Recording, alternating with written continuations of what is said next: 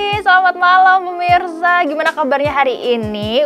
Senang sekali Lia Gisti bisa kembali hadir menjumpai kalian semua, tentunya dengan memberikan informasi seputar dunia perfilman. Dimana lagi kalau bukan di On The Screen.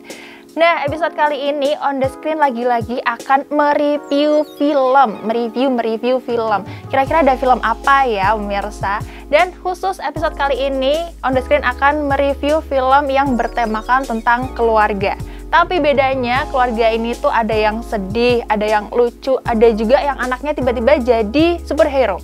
Kira-kira ada film apa aja? Langsung aja, yuk kita bahas film yang pertama.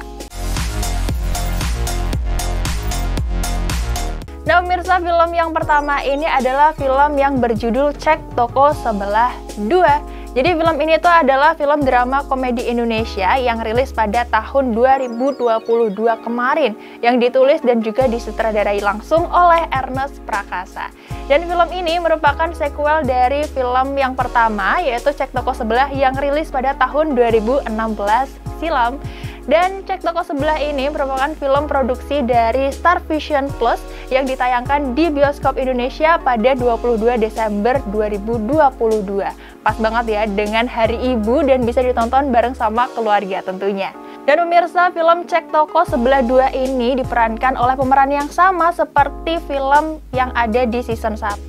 Yang tentunya ada Ernest Prakasa, ada Dion Wiyoko, ada Adinia Wirasti, ada Chow Kin Wah, dan masih banyak lagi pastinya. Nah, dan sama seperti film pertamanya, Cek Toko Sebelah 2 ini menghadirkan konflik keluarga yang relate banget dengan kehidupan kita sehari-hari.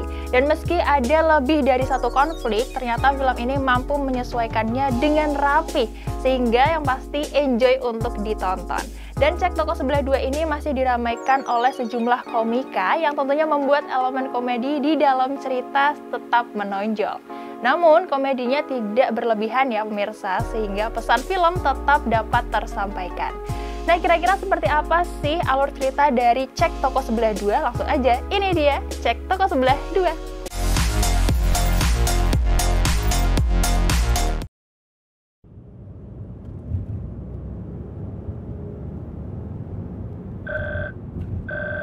Ya, Ma. Gimana, Andrew? Oke kan? Gimana ya, Ma? Kenapa lagi? Anaknya nggak nyambung. Film Cek Toko Sebelah 2. Cerita film ini dimulai saat Natalie sedang mengendarai mobilnya melewati suatu jalanan sepi di Bali. Namun apes, tiba-tiba ban mobilnya bocor. Seorang pria pun melintas dan ingin membantu Natalie. Dan pria tersebut adalah Erwin. Natalie yang menolak karena merasa takut pada Erwin akhirnya merasa kasihan. Karena Erwin rela menunggu Natalie hingga montir panggilannya datang. Tak lama, hujan pun turun. Merasa kasihan, Natalie lalu mengajak Erwin untuk berteduh di dalam mobilnya. Natalie dan Erwin ternyata sama-sama berasal dari Jakarta. Malam itu, mereka pun memutuskan untuk makan di sebuah warung milik seorang kakek. Nah, dan dari sinilah kedekatan Natalie dan Erwin dimulai.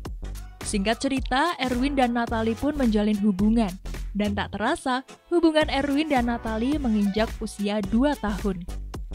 Cerita pun lalu berpindah saat Erwin sedang makan malam bersama keluarganya. Di sana, Erwin bercerita jika mereka mantap untuk menikah. Namun, ibu Natalie, yaitu Agnes, belum dapat menerima niat baik Erwin begitu saja. Dikarenakan, Natalie adalah putri tunggalnya sekaligus pewaris harta ibunya. Di sela-sela makan bersama, ibu Natalie menanyakan background keluarga dari Erwin dan membuatnya merasa minder. Sehingga, ia berbohong dan mengatakan bahwa ayahnya memiliki ternak udang. Ada-ada aja nih si Erwin. Nah, tiba-tiba, sang ayah yaitu Koh Afuk menyinggung masalah cucu kepada Ayu dan Johan. Sedangkan, Ayu sendiri tidak pernah bermimpi untuk memiliki anak.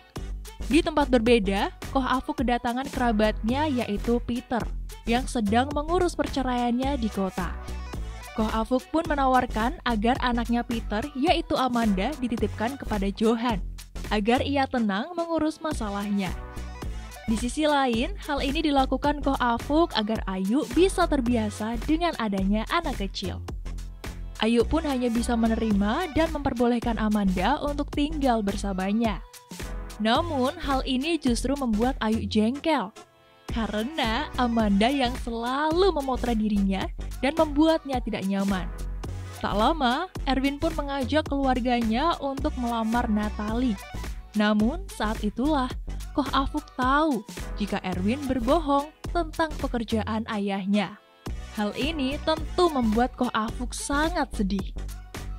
Di sisi lain, merasa masih penasaran dengan keluarga Erwin, Ibu Agnes meminta orang lain untuk menyelidiki keluarga Erwin dan terungkap data keluarga Erwin yang sebenarnya. Scene pun beralih kepada Johan dan Ayu, di mana Ayu terlihat mulai senang dengan keberadaan Amanda. Dan pada saat ini, trauma Ayu pun terungkap, yang ternyata menjadi alasan kenapa Ayu tidak ingin memiliki anak. Namun pada akhirnya, Ayu berubah pikiran dan siap memiliki anak bersama Johan. Lanjut pada hari pernikahan Erwin dan Natalie yang semakin dekat. Mereka akan melakukan pernikahannya di Bali. Namun, tiba-tiba Ibu Agnes meminta Erwin untuk menandatangani kontrak perkawinan. Dan dengan terpaksa, Erwin pun menyetujuinya. Esoknya, Johan mendengar pembicaraan mengenai kontrak tersebut dan membuat keributan dengan tamu serta Natalie dan Erwin. Erwin yang kesal pun memilih pergi dan disusul oleh Koh Afuk. Setelah dinasehati oleh sang ayah, Erwin pun menemui Natalie sambil membawa gaun yang ia belikan dan menanyakan apakah Natalie masih mau menikah dengannya. Dan ya, Natalie masih ingin menikah dengan Erwin. Sore harinya, pernikahan sederhana mereka pun digelar. Dihadiri oleh Ibu Agnes yang datang dengan perasaan ikhlas melihat putrinya menikah dengan Erwin. Ternyata, Koh Afuk diam-diam sudah berbicara kepada Ibu Agnes demi kebahagiaan anak mereka. Pernikahan pun berjalan lancar dan cerita pun selesai.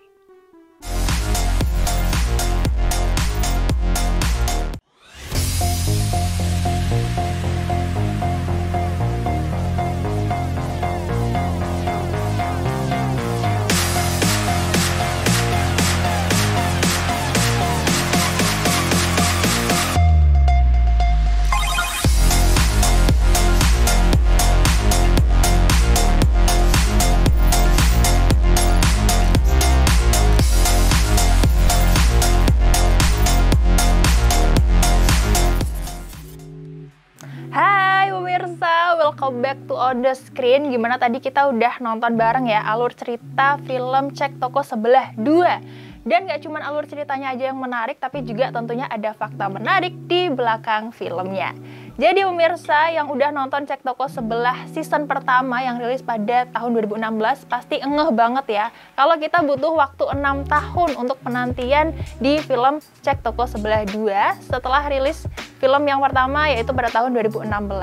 Dan juga nih pemirsa, Ernest Prakasa selaku sutradara mengungkapkan bahwa cerita dari film Cek Toko Sebelah 2 ini terinspirasi dari sang istri yang hobi banget nonton drama Korea. Siapa tuh yang juga hobi nonton drama Korea? Dan pemirsa, penggantian pemain utama yaitu Laura Basuki tentunya sudah dipilih Ernest karena sesuai dengan alur cerita di film tersebut sebagai Natalie. Bahkan nih pemirsa, Ernest Prakasa sebagai sutradara ini pernah menyampaikan bahwa Laura Basuki ini cocok dalam memerankan karakter Natalie yang karakternya lebih menonjol di film yang kedua ini. Nah dan juga nih pemirsa, dengan adanya film Cek Toko Sebelah 2 ini tentu pemirsa menjadi lebih mengenal ya kultur keluarga Tionghoa. Karena film ini memang bertaburan bintang, sutradara, dan juga penulis skenario yang berlatar belakang etnis Tionghoa. Dan juga pemirsa, secara nggak langsung kita juga dapat belajar tentang nilai-nilai dan juga kultur dari etnis Tionghoa. Nah pemirsa, tadi kan kita udah bahas tentang keluarga dari etnis Tionghoa nih. Nah next, ini ada film yang berlatar belakang dari etnis Jawa, yaitu film yang berjudul Losmen Bubroto. Nah, pemirsa, film Lost Man Bu Broto ini merupakan film drama Indonesia yang rilis pada 2021 silam, yang diproduksi dengan kolaborasi dari Ideosource Entertainment, ada Paragon Picture, ada Four Color Film, dan juga Ideowork. Dan pemirsa, film Lost Man Bu Broto ini merupakan adaptasi dari serial TV yang rilis pada tahun 1980-an. Dan juga pemirsa, film Lost Man Bu Broto ini disutradarai oleh Iva Isfansyah dan juga Edi Cahyono, serta diproduseri oleh Andi Budiman. Dan film Lost Man Bu Broto ini menceritakan tentang keluarga Pak Broto, Bu Broto, dan ketiga anaknya yang mengurus sebuah losmen di daerah Yogyakarta, yang mana losmen tersebut terkenal dapat memberikan rasa kehangatan dan juga kekeluargaan terhadap para tamunya. Nah, pemirsa, kira-kira seperti apa ya alur cerita dari film Lost Man Bu Broto? Langsung aja, ini dia film Lost Man Bu Broto.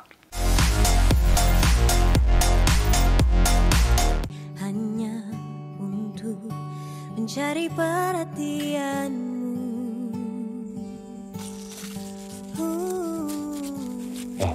Itu ikannya sampai pucet tuh. Lost Man Bu Broto.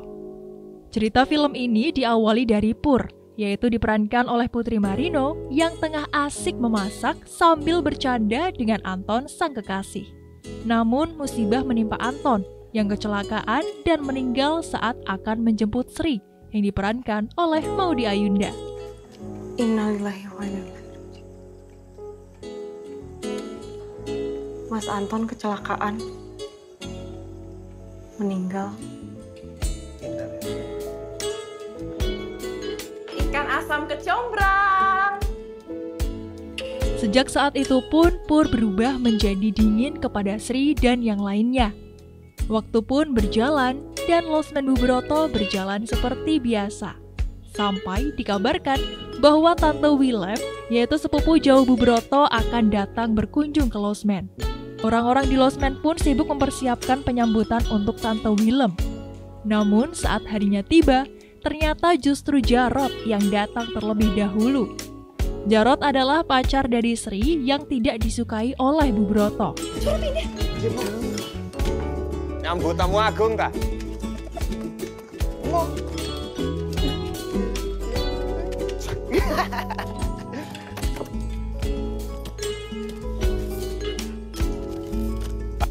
Namun tamu yang ditunggu justru tidak datang, melainkan hanya sang anak, yaitu Yudhistira, dan mengatakan bahwa ibunya sedang sakit dan berencana akan langsung kembali ke Jakarta.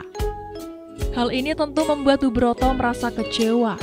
Kemudian scene lalu berpindah kepada Pur yang sedang duduk termenung, yang kemudian Pak Broto datang menghampiri sambil mengajak Pur bercerita menenangkan. Cerita pun berlanjut dengan kehidupan Lost Man yang berjalan lancar seperti biasa. Suatu malam, Pur menghampiri salah satu tamu langganan di Lost Man. Pur yang memahami perasaan tamu tersebut yang terus menunggu pasangannya yang tak kunjung datang. Namun masalah lain pun mulai muncul. Terlihat Sri yang mulai mual setelah manggung di sebuah kafe. Kemudian melakukan pemeriksaan bersama temannya, yaitu Kirana yang diperankan oleh Danila Riyadi ke dokter kandungan. Dan dinyatakan bahwa Sri hamil dan tengah mengandung anak dari Jarot. Saat makan malam, Sri dan Pur sempat beradu argumen tentang Jarot. Dan ketika Sri meninggalkan meja makan, ternyata Pak Broto menemukan vitamin bagi ibu hamil yang ditinggalkan oleh Sri. Dan Jarot pun meninggalkan Lost Man saat tahu Sri sedang mengandung anaknya. Satu persatu masalah Lost Man pun bermunculan, mulai dari komplain tamu hingga Pur yang beradu argumen dengan ibu. Sri yang mengetahui hal itu langsung mendekati Pur dan mencoba memperbaiki hubungannya dengan Pur dan mengaku bahwa ia hamil. Pur pun membantu Sri untuk mengatakan kehamilan Sri kepada bapak ibunya dan berakhir dengan Sri yang diusir dari Lost Man. Kamu keluar dari Lost Man ini. Kamu gak pantas ada di Lost Man ini. Singkat cerita, Jarot pun muncul menemui Sri dan mengundangnya ke sebuah pameran. Dan di sana, Jarot pun bercerita tentang masa lalunya dengan sang bapak yang membuatnya bingung dan merasa belum siap menjadi bapak untuk anaknya. Jarot dan Sri pun memberanikan diri untuk datang ke Lost Man dan meminta izin untuk menikah. Sri pun meminta maaf pada ibunya, dan ibu tetaplah ibu. Bu Broto pun luluh, sekaligus memberi restu pada Sri dan meminta maaf pada kedua anaknya. Film pun berakhir dengan kepergian Sri dan kedatangan Tante Willem ke losmen Bu Broto.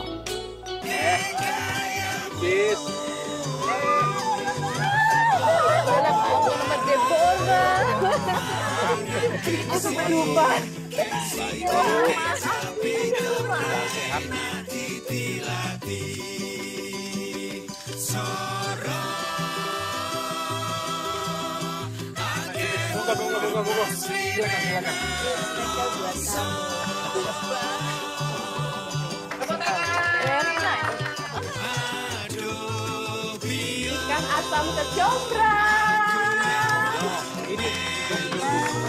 Siap.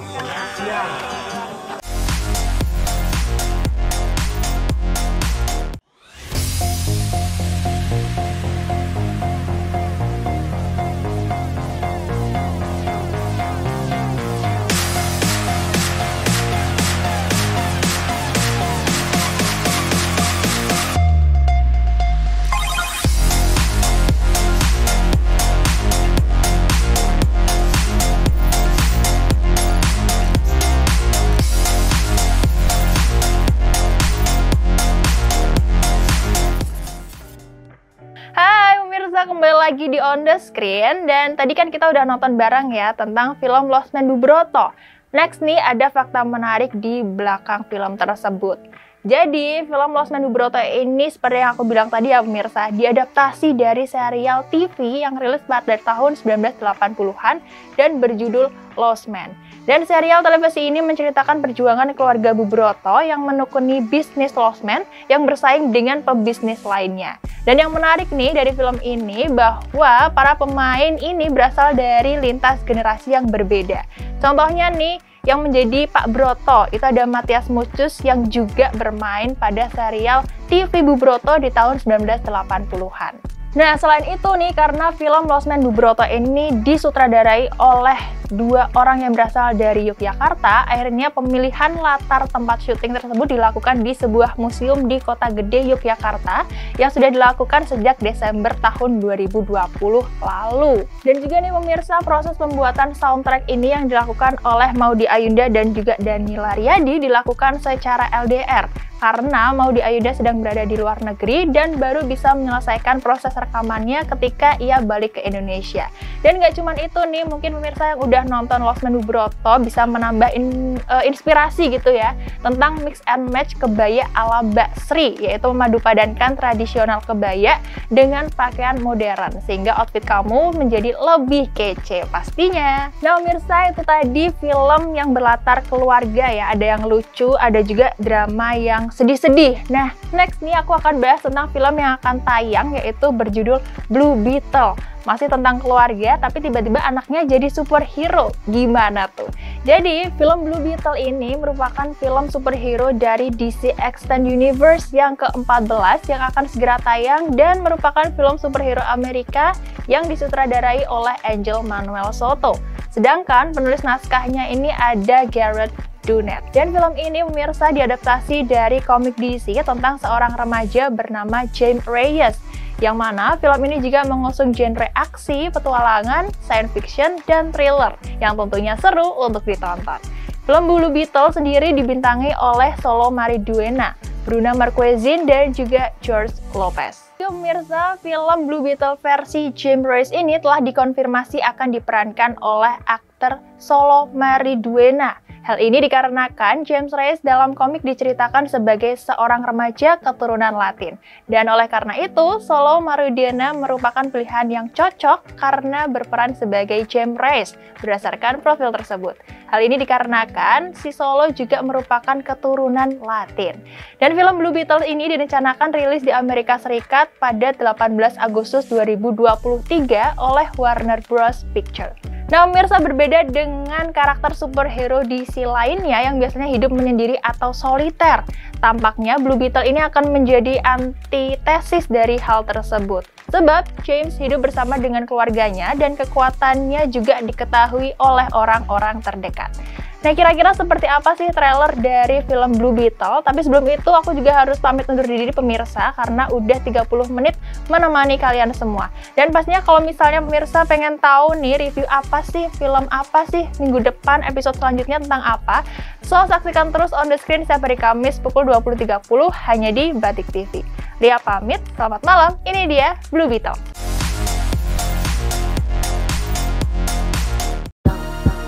Excuse me, Mr. Reyes? You finished scraping the gum off that lounger or what? Everything right now feels so out of reach. You always land on Blue your feet, Beetle bro. berkisah tentang James Reyes yang memperoleh kekuatannya melalui seekor kumbang alien berwarna biru bersinar bernama Blue Beetle. James Reyes mempunyai mimpi yang aneh dan membuatnya terbangun. Dia pun menyadari bahwa Scarab, yaitu robot kumbang biru peninggalan kuno bioteknologi alien, telah menyatu dengan tulang belakangnya. James Reyes pun sadar bahwa dirinya telah berubah menjadi Blue Beetle. Superhero Blue Beetle bertugas melindungi manusia dari kepunahan makhluk hidup, sehingga menindak seluruh kejahatan di muka bumi. Kemampuan yang dimiliki oleh superhero Blue Beetle itu sendiri meliputi kekuatan super, pemulihan yang cepat, serta senjata sinar laser tembak. Selain itu, Blue Beetle juga memiliki kekuatan meriam yang terdapat di baju besinya.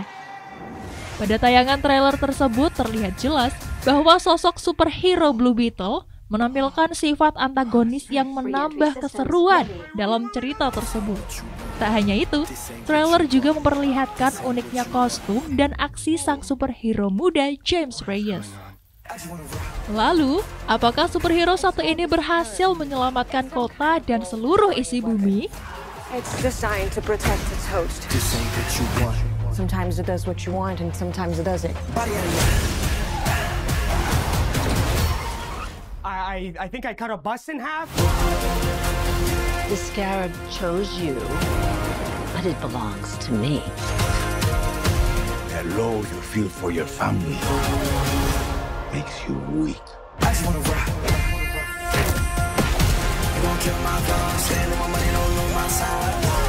The universe has sent you a gift, and you have to figure out what you're gonna do with it.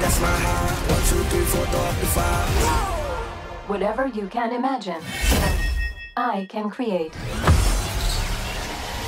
Let's party.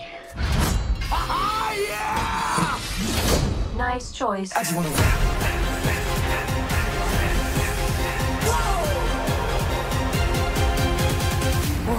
It's like Batman stuff. Batman's a fascist.